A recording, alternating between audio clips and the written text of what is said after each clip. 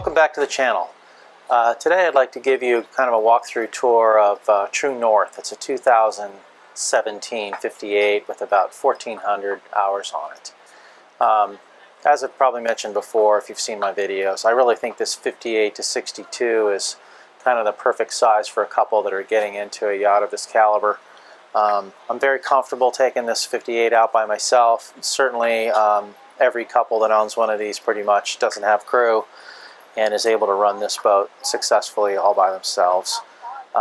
When you're looking at a 58-foot boat like this and you're looking at other manufacturers, it's important to look at the length overall and the beam and some of those things as well.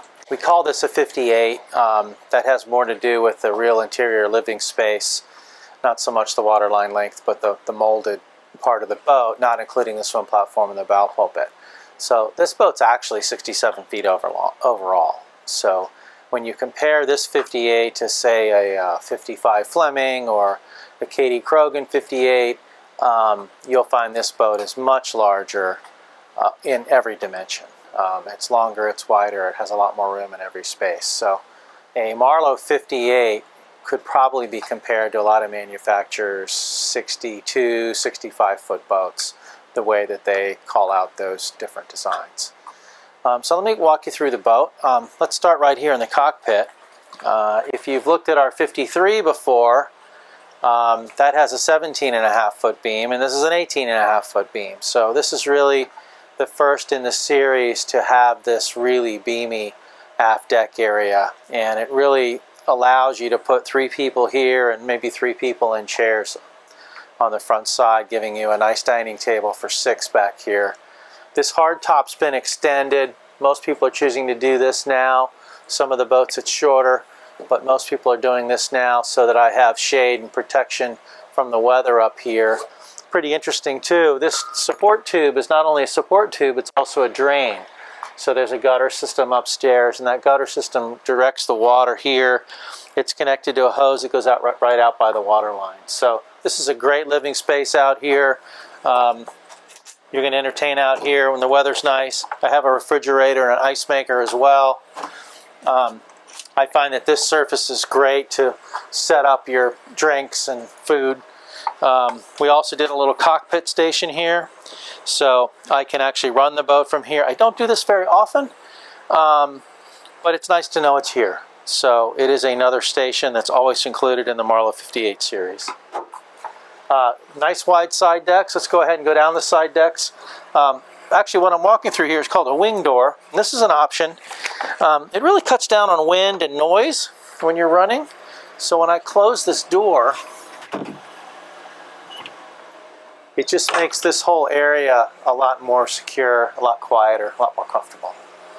Come on forward.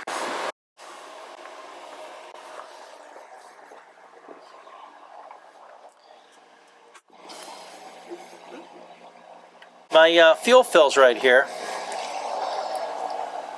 and there is a single 1,500-gallon tank right here. This is the center buoyancy of the boat. Very important feature that's often overlooked by people first looking at motor yachts like this. Many boats have 2, 3, 4 fuel tanks, and then you have to transfer fuel from one place to another. And often when you have multiple tanks, those tanks can't be right on the center line, so the boat behaves differently whether it's full or empty. Some well-known trawlers out there that claim to have some speed, if they're full of fuel, they can never achieve that speed. This Marlow 58 can be full of fuel, 1,500 gallons of fuel, or it can have 200 gallons of fuel. The trim doesn't change. I can use it all, and this boat will cruise at 19, 20 knots full of fuel. And that's a key factor. Notice the cleats are recessed here. That's just nice when you're walking by. You're not going to snag your leg on a cleat. And we have lots of cleats. I've got a nice one here for a spring line. I got one right there for a spring line. So it's really convenient when you're running this boat to be able to have a separate cleat for each spring line in a logical place. Notice I'm fully protected here, so if it's raining, windy, I'm very secure here. And as I go forward, it gets even more secure. I have a handrail here. I have a handrail here.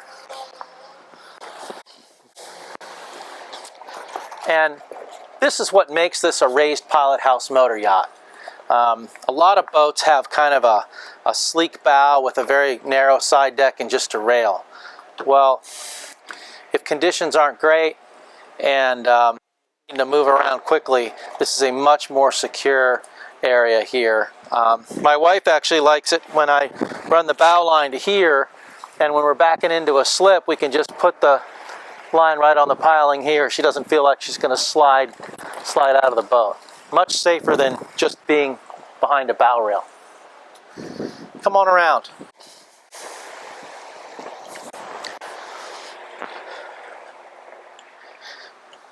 Here's my water fill. Very convenient. I don't have to be down on my hands and knees. So I can put a couple 100 gallons of water in here very conveniently. The fuel, again, was not on the deck either. It was up off the deck. Much more secure.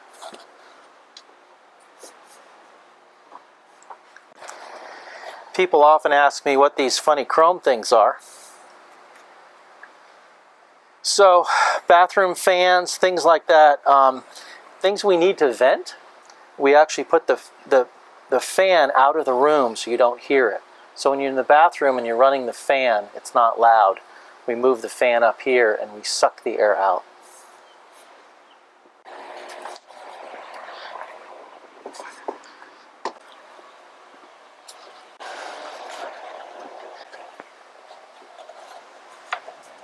These grates right here are for the engine room. A lot of boats will have holes on the side of the hull to let the air in. Well, on a rough day, you can imagine if I were taking waves on the side of the hull, a lot more salt water could get into that engine room. This is a much better place to have the air intake, and it will keep my engine room drier and cleaner.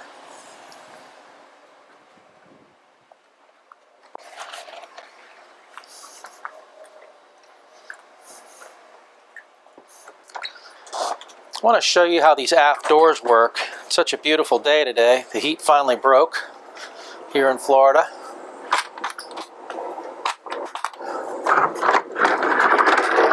No one's opened that in a little while. So, and you can get screens for here as well, but this is really great. If you're taking this boat up to New England in the summer and you don't have to run the air all the time like we do in Florida, you're going to love having this open space.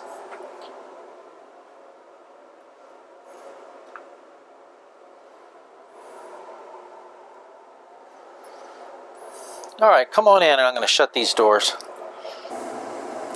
As I mentioned, I think you're going to be entertaining out there at the table quite often. So what we've done is we've put the wine cooler right here.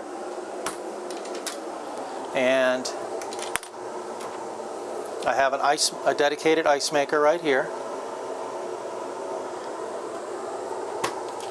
And my Sub-Zero drink fridge is right here. So when you're entertaining, I don't have to go into the galley. I can get my glassware, I can get my ice, I can get my wine, I can get my drinks, all without going into the galley. Notice when we walked in, we didn't look at a big black TV that was off. We looked at this painting. So there's an artwork light here, and the TV actually lifts up in front of this painting. So you can put your own artwork there, and it's a nice big TV on a lift that comes up when you want it. Really, I think, a nice feel in here. This sofa is an interesting story. When we were building the boat, the couple that were building the boat brought me a picture in a magazine of the sofa they liked. And I sent it to the factory, and they actually sourced the fabric in North Carolina, and we built that sofa to look like a store-bought sofa. It's really comfortable. It's a style they liked. Worked out great. You'll notice in here too we did a different ceiling treatment.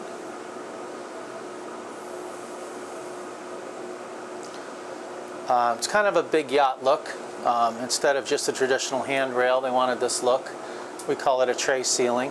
Really a lot of nice carpentry details.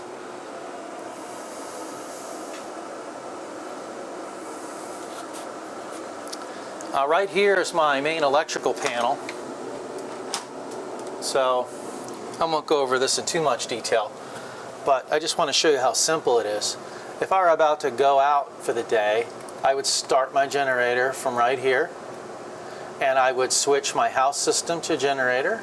I would switch my air conditioning to generator, and I would go. It's just that simple. So unhook the shore power, turn on the generator, and go. All this stuff is 110, 220 volt AC, and all the stuff down here is 24 volt DC. So this is your salon lights and your toilets and all that kind of stuff. So it's all right here for living on the boat. Really simple. Also, I'd like to show you how well done these things are.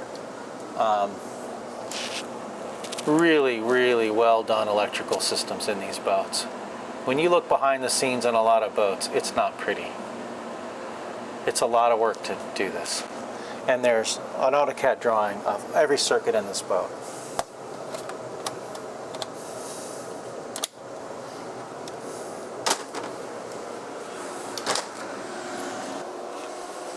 So you probably noticed the galley was open to the salon when you were down there.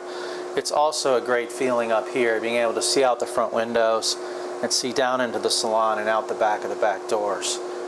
This boat feels larger than it is because I have natural daylight everywhere I look. And part of how we accomplished that is instead of having a huge fridge here, we did these sub-zero drawers. So we did a combination of 4 sub-zero drawers here, and then there's plenty of room for a big freezer downstairs. But this is great for a cruising couple. I've also got a very space-efficient dishwasher. It's a single drawer, uses less space than a full-height dishwasher, but it's still great for, you know, doing 6 dishes at a time. Nice silverware drawer. Notice how all of the drawers in this boat are dovetailed. They're all on ball bearing slides. Really well done. The Marlow's known for the best joinery work in the industry. Full-size decor oven, full-size decor cooktop, convection microwave. This is the stuff you could have at home. This is not boat stuff. This is nice high-end appliances. I have great storage. All my storage cabinets are lined so they're easy to keep clean. You won't find any raw wood or raw fiberglass in the boat. People often ask me about this hatch, so I need to show you. This is the underside of my Flybridge electronics. So there's the back of my Flybridge Garmin chart plotter. Why do we do this? So I don't have to rip down headliner to work on the boat. When you look at 5 and 10-year-old boats, you see the headliners are messed up. A lot of times it's because they had to take it down and it never goes back up quite right. So we did it right. We built an access hatch. People can get in there without taking apart the boat. Granite countertops. These were actually sourced by the customer who built the boat. We sent the sheets to the factory. The sheets got cut and mounted in the boat. Really nice. Notice it's on the floor as well. This is a pretty significant upgrade. When you do this on the floor, you don't have to worry about water or denting the teak.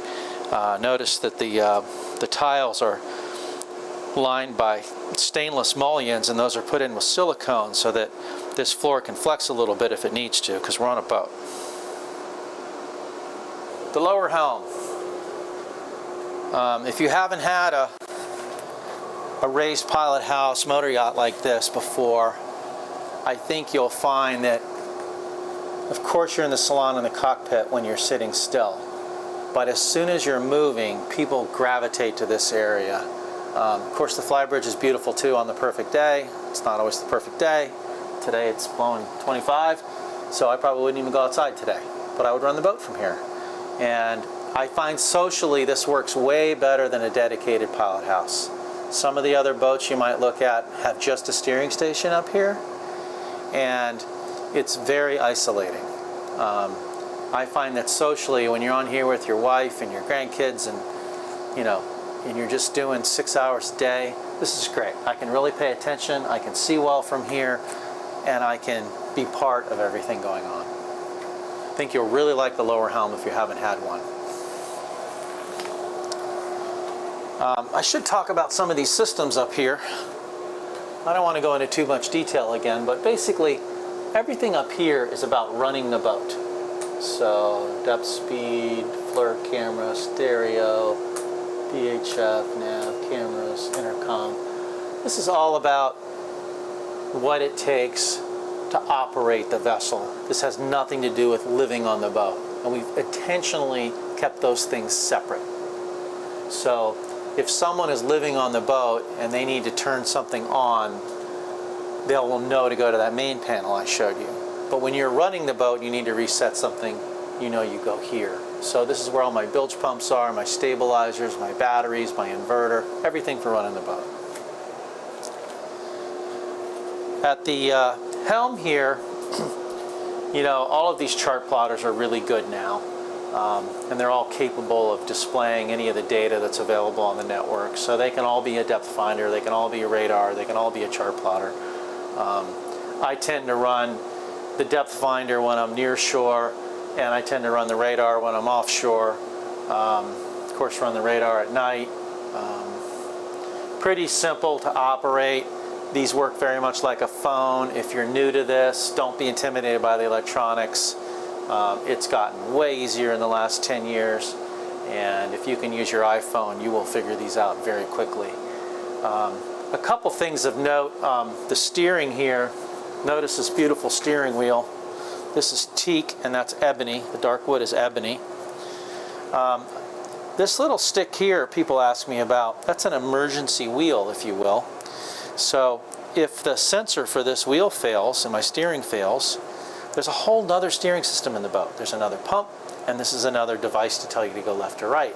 And then of course there's an autopilot pump as well. So lots of redundancy on this boat for worldwide traveling. This boat has a bow thruster and no stern thruster. And the reason for that is this owner wanted to put a big gyro in the back, and he said, I don't feel like I really need the stern thruster. It's going to be hard to get to behind the gyro. We could add a stern thruster if you feel like you need it, but I've run this boat a lot, and I find with the two engines and the bow thruster, it's just fine. But this is one of the few boats built that has both a gyro and the Naiad fins. The Naiad fins work better underway. The more water going over them, the better. And the gyro works really well when you're sitting at anchor or even sitting in a marina.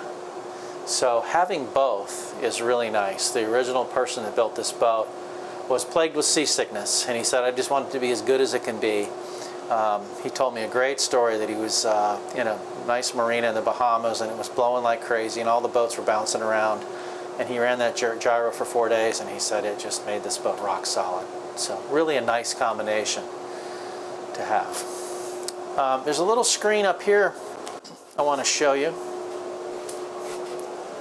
I don't have it on right now, but you can run the water maker from here. Why would you want to run the water maker from here?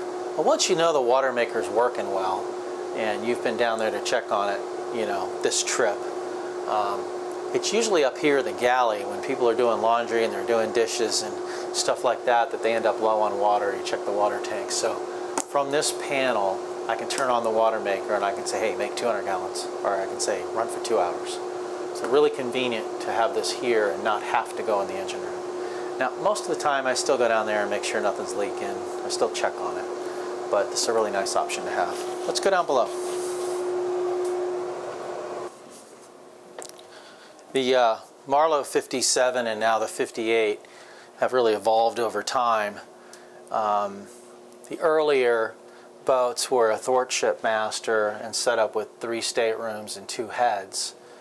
We're finding that a lot of the owners just want the master to be as nice as possible, and we don't need to focus on the space of the 3rd stateroom as much because they're probably not coming. So what we've done here is we've kind of copied the layout we do on our 70 series, where I have a his and hers head with a big shower in the middle and a centerline master berth. It gives you the feeling of more space when you can see out both sides of the boat. And check out this big shower.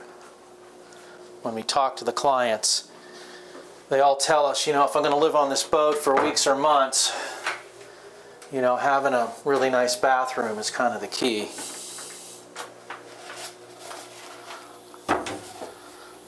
I'm roughly 6 feet tall and too much over 200 pounds, but lots of room in here.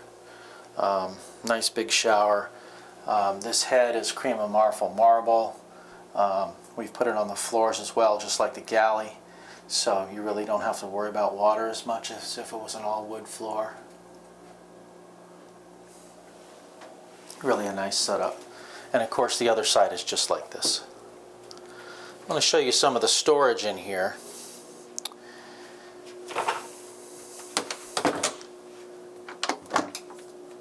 So I've got hanging lockers, port and starboard, and lots of drawers here. Top ones are deeper than the bottom ones. And then under the bed, got a great, they've got towels in here. I see a lot of people put shoes in there, but there's just a lot of room in here. It's really a nice layout. This here, the air conditioning actually flows out over you, so it's not blowing right in your face, but it's coming out over you.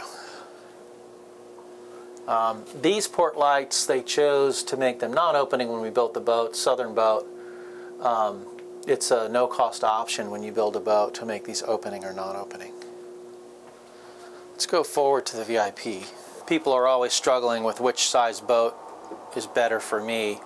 One of the main differences between a 53 and a 58 is that foot of beam, and that foot of beam makes this bed quite a bit nicer in a 58 than it is in a 53. The master's not that much different, but this room I think really benefits from the extra beam. It has a lot of, again, hanging lockers are all cedar lined, have a light. There's 6 drawers here for storage. And they have direct access to the head through here, but it's easier for you to see it here. So there's a doorway that lets them in.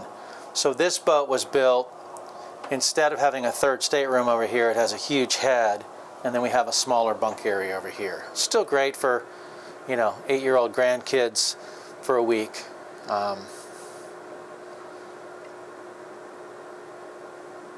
But really a good setup. And don't underestimate the value of this feeling like an open space when you walk down the stairs every day. When there's no wall here and there's 2 port lights, it just makes this whole lower deck feel much bigger than it is. All right, let's go up to the Flybridge.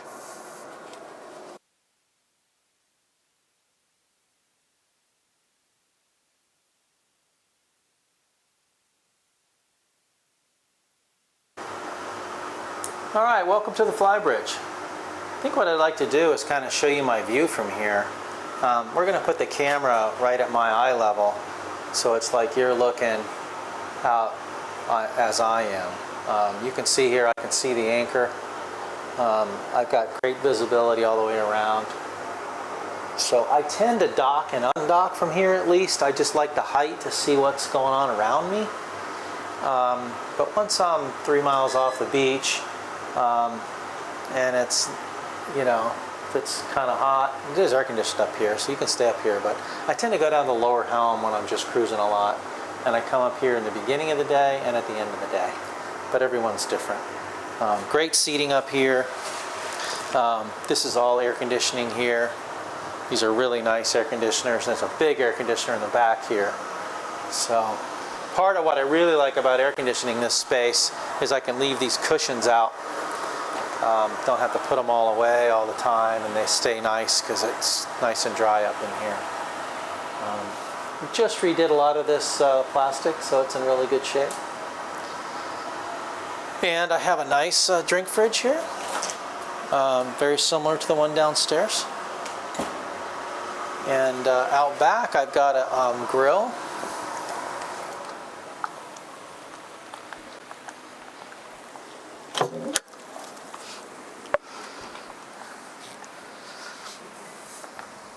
So I have an electric grill and a sink out here. It's worked great. Nice storage cabinet and great seating out here. Now in a lot of boats there's a big dinghy right here. What we did when we built this boat is he really wanted this outdoor space, so we put the dinghy on the Freedom Lift. And I think the Freedom Lift makes the dinghy more accessible, and you'll use it more often when you're coastal cruising. There's a case to be made if you're doing large ocean voyages that I'd rather have it up here, and that's probably true. But most of us aren't doing that. If you're going from New England to Florida every year and coastal cruising and going to the Bahamas for 6 weeks, the dinghy back there is absolutely fine. Works out really well, actually. All right, let's go down to the engine room and crew cabin area. And there is this crew cabin area here, and it's pretty nice.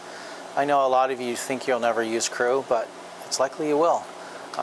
When you have to move a boat quickly because there's a storm coming, when you want to move the boat very quickly from, say, north to south and you get busy, it's really nice having the flexibility of having a crew cabin, and now you can hire someone to help you run the boat and they don't live up in the space with you, or if they're a delivery captain, they don't live in your bed.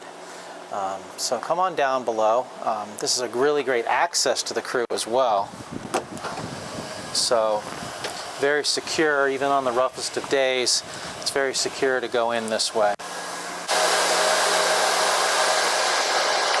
So there's a bunch of stuff down here, and that's real life, right? I mean, we've got cushions, we've got a big freezer down here, we've got fenders and chairs, but this is where all that stuff goes. It's a great space, it's air conditioned, the stuff stays nice.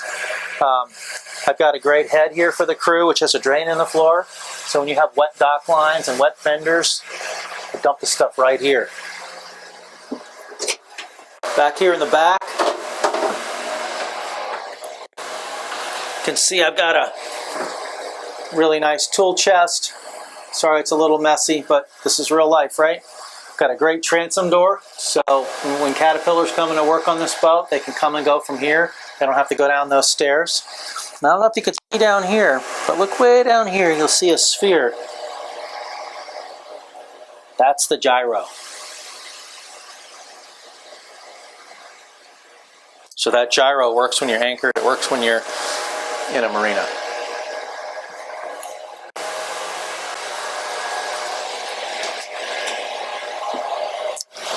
Let's go into the engine room. Sorry, it's going to be a little loud in here. I've got the AC cranking.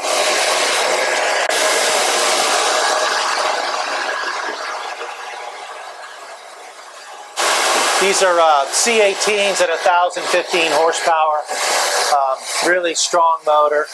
I usually run this boat at 9 knots or 19.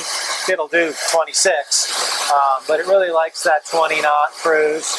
The listing says 22. It'll do 22 at 80%, but I find I tend to run 19 or 20 down around 70%, 74% load. AC chillers are over here. Generators over here. That's my Naiad head. So an engine drives a pump, creates the pressure for that, and that runs your fins. Notice the carbon fiber engine beds.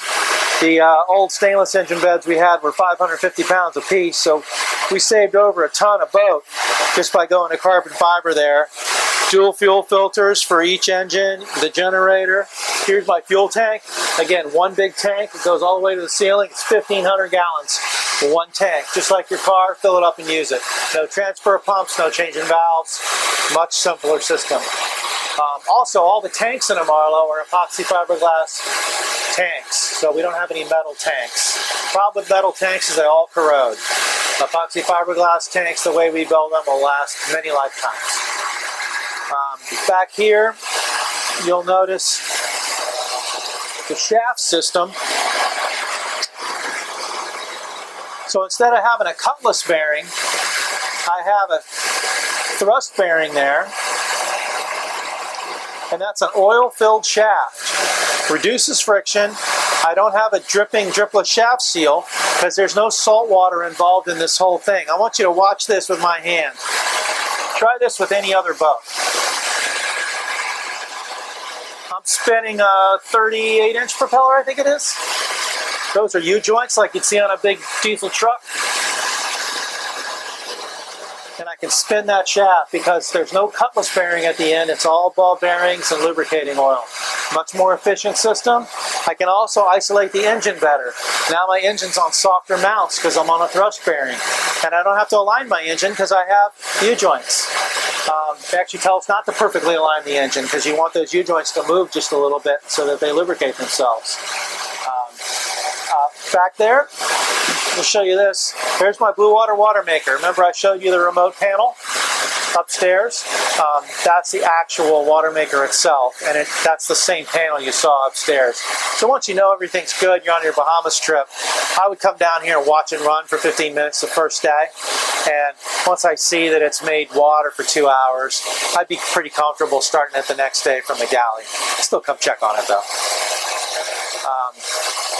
There is room for a second generator over there. This owner just had one generator. They're actually very reliable. But if you wanted 2 generators, that's what that shelf is for. Well, there's a million things I could talk about in here. See some of my other videos where I do, engine room detailed tours, or send me questions if you have any questions about what's going on in here. There's a lot of stuff in here. But as an owner-operator, what you need to know is you can stand up, you can get to things, and it's clean and organized. And that's the main thing. Most of what you're going to do is check the oil, check the coolant, change the fuel filter once in a while, and then you're probably going to learn how to work on a generator a little bit. Other than that, you're not doing a lot. It's just like your car. You're not doing anything to these engines. They have a laptop, they hook it up, they service it basically once a year unless you have a problem. Well, I hope you found this interesting. Please like and subscribe.